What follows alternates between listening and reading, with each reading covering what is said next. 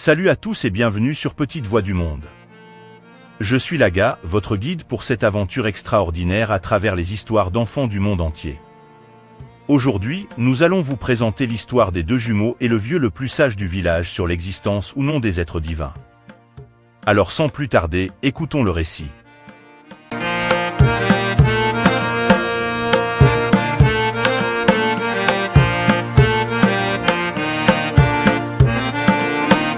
Il était une fois, dans un village niché entre des montagnes majestueuses, deux jumeaux nommés Maya et Ibu. Ces enfants étaient curieux et avaient soif de connaissances sur le monde qui les entourait, y compris sur l'existence des êtres divins. Le vieux sage du village, Maître Mba, était connu pour sa sagesse incommensurable et ses réponses éclairantes.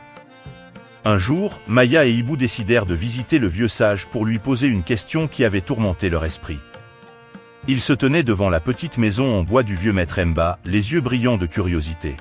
« Maître Mba, demanda Maya, pouvez-vous nous dire si les êtres divins existent vraiment ?» Le sage sourit doucement, invitant les jumeaux à s'asseoir. Cette question a occupé l'esprit de nombreux chercheurs de vérité à travers les âges. Certains croient en des forces supérieures, d'autres pensent que tout est le fruit du hasard.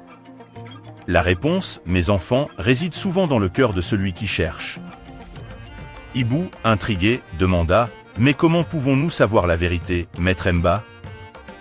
Le sage se mit à raconter une histoire ancienne, celle d'une étoile brillante qui guidait autrefois les voyageurs dans la nuit. Imaginez que la connaissance soit comme cette étoile. Elle peut guider ceux qui cherchent sincèrement, mais elle ne peut être saisie que par ceux qui ont le courage de lever les yeux vers le ciel obscur.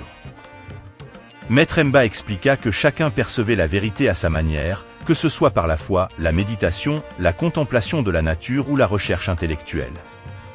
Les êtres divins, s'ils existent, peuvent être ressentis dans le doux murmure du vent, dans la force tranquille des montagnes, ou même dans le cœur généreux d'un ami.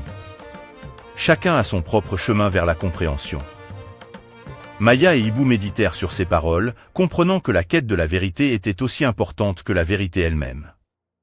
Ils remercièrent le vieux sage pour ses enseignements et partirent, portant avec eux la sagesse qu'ils allaient découvrir dans leur propre voyage intérieur.